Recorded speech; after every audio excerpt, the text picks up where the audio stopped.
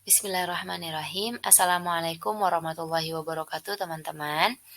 Semoga teman-teman dan keluarga selalu dalam keadaan sehat walafiat dan dalam lindungan Allah Subhanahu wa taala tentunya. Hari ini kita akan melanjutkan kembali pembelajaran tentang dinamika perwujudan Pancasila sebagai dasar negara dan pandangan hidup bangsa. Di beberapa pertemuan sebelumnya, kita sudah mengetahui apa itu dinamika dan maksud dari pembahasan tentang dinamika perwujudan Pancasila sebagai dasar negara dan pandangan hidup bangsa. Di video sebelumnya juga kita sudah membahas apa saja perubahan yang terjadi di masa awal kemerdekaan, kemudian di masa Orde Lama yang berkaitan dengan Pancasila. Kita tahu bahwa ada upaya-upaya untuk mengganti Pancasila dengan ideologi yang lainnya. Ada beberapa kelompok yang menginginkan ideologi baru karena mereka menganggap bahwa ideologi Pancasila ini tidak bisa membawa kesejahteraan penduduk Indonesia. Tetapi lagi-lagi teman-teman, karena Pancasila ini dibentuk atas dasar nilai leluhur yang sudah bangsa Indonesia miliki sejak zaman dahulu sebelum Indonesia merdeka bahkan, makanya ideologi-ideologi yang baru itu sejatinya bertentangan sekali dengan masyarakat Indonesia.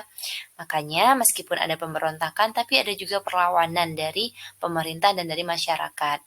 Nah, di awal kemerdekaan, kelompok-kelompok yang menginginkan perubahan terhadap ideologi itu ada PKI, ada NII atau Darul Islam, ada RMS, ada APRA, ada PRRI, ada perubahan dari Republik Indonesia Serikat menjadi NKRI.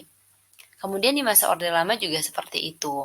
Ada penyimpangan-penyimpangan terhadap nilai-nilai dasar Pancasila. Di masa Orde Lama ini dikenal dengan demokrasi terpimpin, di mana segala pusat pemerintahan itu di tangan presiden. Presidenlah yang memutuskan segala sesuatu. Nah, kemudian karena saat itu Soekarno melihat terjadinya banyak sekali penyimpangan terhadap nilai Pancasila, maka Soekarno memberikan solusi dengan mengeluarkan dekret presiden. Kita sudah bahas isi dari dekret presiden ini di video sebelumnya. Tetapi meskipun upaya untuk mempertahankan ideologi Pancasila, tapi tetap saja saat itu kebijakan-kebijakan yang dibentuk itu juga menyimpang dari nilai Pancasila itu sendiri, seperti masa jabatan presiden yang seumur hidup. Nah, tentunya itu memang sangat berbeda dengan nilai-nilai yang ada di dalam Pancasila. Nah, hari ini kita akan fokus membahas bagaimana dinamika perwujudan Pancasila itu di masa Orde Baru dan masa reformasi hingga saat ini.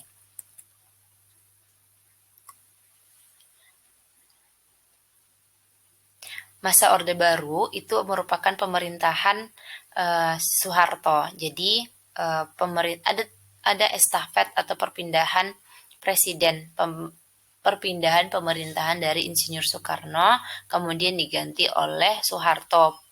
Dan ini terjadi pada tanggal 11 Maret 1966. Di mana di sini ada TAP MPR yang menyebutkan mencabut kekuasaan pemerintahan dari Presiden Soekarno dan mengangkat Soeharto sebagai pejabat presiden hingga dilaksanakannya pemilu. Jadi ada perpindahan estafet ya teman-teman. Insinyur Soekarno digantikan oleh Soeharto. Karena beberapa sebab yang sudah kita sebutkan tadi bahwa masyarakat menganggap Insinyur Soekarno tidak bisa untuk mewujudkan nilai-nilai Pancasila secara utuh, sehingga diganti dengan Soeharto. Nah, di zaman Soeharto ini dikenal dengan demokrasi Pancasila. Sebenarnya banyak perubahan-perubahan yang terjadi, seperti di dalam pemerintahan Soeharto sudah berhasil membubarkan PKI, berhasil menciptakan stabilitas keamanan dalam negeri pasca pemberontakan PKI dalam waktu yang relatif singkat. Artinya sudah ada perubahan. Kemudian ada kebebasan berpolitik di sana. Tetapi lagi-lagi teman-teman, ketika ada perubahan, ada juga hal-hal yang tetap saja itu menyimpang dari nilai-nilai Pancasila. Di zaman Soeharto, kebebasan pers, kebebasan berpendapat itu sangat-sangat dibatasi. Sehingga kala itu ketika ada masyarakat yang ingin mengkritik pemerintahan itu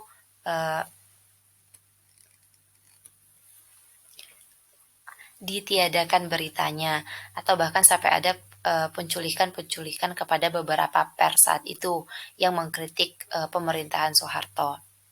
Nah, sehingga pemerintahan Soeharto ini juga pemerintahan yang otoriter. Maksudnya lebih dari 30 tahun Soeharto menjabat sebagai presiden. Nah, tentu saja ini sangat menyimpang dari demokrasi Pancasila yang sesungguhnya,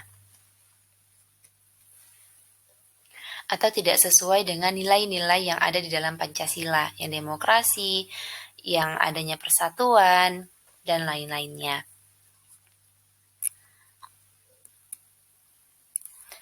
Setelah masa Orde Baru, dilatar belakangi oleh kurangnya rasa percaya terhadap pemerintah, di mana saat yang sudah disampaikan di saat sebelumnya, pemerintahan yang otoriter, pemerintahan yang tidak ingin dikritik, maka ada rasa kurang percaya di hati masyarakat terhadap pemerintahan di zaman Soeharto. Maka kemudian masyarakat Indonesia menginginkan ada perubahan. Dan pada saat itu Presiden Soeharto mengundurkan diri pada tanggal 21 Juni 1998, digantikan oleh Wakil Presiden yaitu B.J. Habibie. Nah, ini masa reformasi ini terjadi pada tahun 1998. Sampai saat ini pun terjadi masa reformasi. Dalam artian yang harfiah ya teman-teman, dalam artian bahwa reformasi itu berarti perubahan secara drastis untuk perbaikan di bidang sosial, di bidang politik, di bidang agama, dalam suatu masyarakat atau negara. Bahkan pada saat pemerintahan sekarang juga itu terjadi perubahan-perubahan yang sifatnya baik. Tetapi lagi-lagi tetap saja ada beberapa yang memang penerapan Pancasila itu belum terwujud secara utuh. Nah, kalau dalam masa pemerintahan Habibie itu belum terlaksananya pemerintahan Habibie, itulah yang menjadi kurang sesuainya dengan nilai-nilai yang ada dalam Pancasila.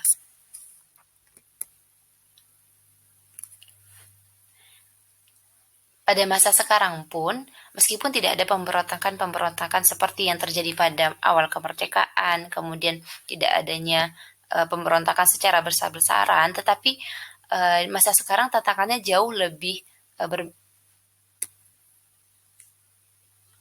berat tantangannya. Kenapa? Karena di masa sekarang itu semua informasi didapatkan, perkembangan internet, perkembangan teknologi.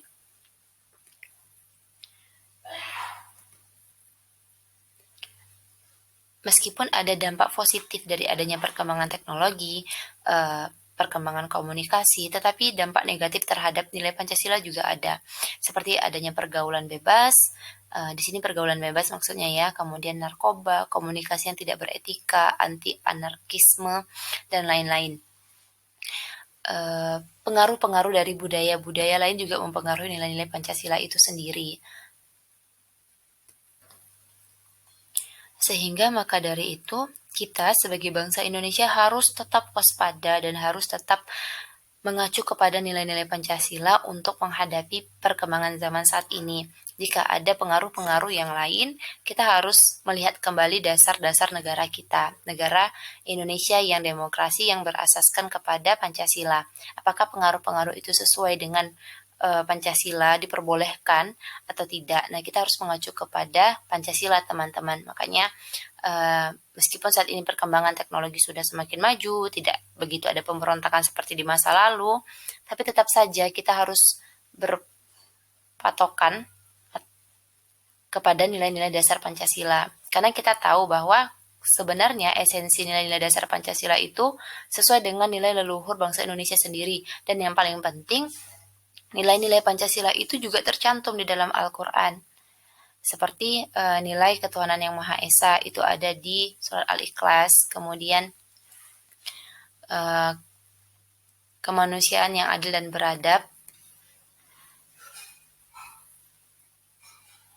di surat An-Nisa ayat 135, kemudian persatuan Indonesia itu juga terdapat di dalam Al-Quran surat Al-Hujurat ayat 13, kemudian kerakyatan yang dipimpin oleh hikmat kebijaksanaan dalam permusyawaratan perwakilan juga ada di dalam Al-Quran ayat 38 di surat Asy-Syura, kemudian yang terakhir keadilan sosial bagi seluruh rakyat Indonesia juga terdapat di dalam Al-Quran surat An-Nahl ayat 90. Jadi memang nilai-nilai di dalam Pancasila ini sudah sangat sesuai dengan apa yang Allah sampaikan atau apa yang Allah inginkan kepada kita sebagai umat manusia. Baiklah teman-teman, demikianlah informasi pembelajaran hari ini. Semoga bermanfaat bagi teman-teman. Setelah ini, teman-teman silakan mengerjakan lembar kerja yang sudah Ibu berikan sebelumnya. Mohon dikerjakan dengan sungguh-sungguh dan insya Allah materi ini kita akan bahas di sesi konsultasi. Silahkan teman-teman membuat ringkasan mengenai dinamika perwujudan Pancasila dari masa ke masa. Kalau di video sebelumnya teman-teman sudah membuat mind mapping di masa awal kemerdekaan dan Orde Lama, maka di video ini silahkan dibikin mind mappingnya di masa Orde Baru dan masa Reformasi. Tentunya juga di masa sekarang ya. Dan jangan lupa lembar kerjanya juga dikerjakan. Terima kasih. Assalamualaikum warahmatullahi wabarakatuh.